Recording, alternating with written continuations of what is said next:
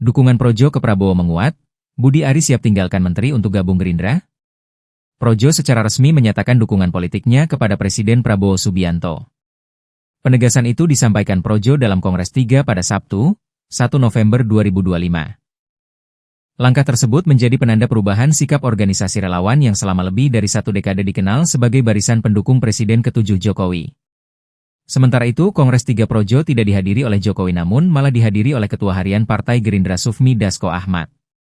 Dasko merespon sikap Projo yang menyatakan dukungan kepada Prabowo.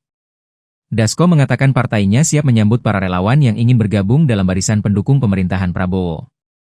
Ia menyebut Partai Gerindra tidak menutup pintu bagi siapapun yang ingin berkontribusi termasuk dari kalangan relawan Jokowi. Dalam kesempatan itu, Dasko juga turut menanggapi rencana Budi Ari yang ingin bergabung dengan Partai Gerindra. Dasko mengaku belum mendengar langsung pernyataan Budi Ari tersebut.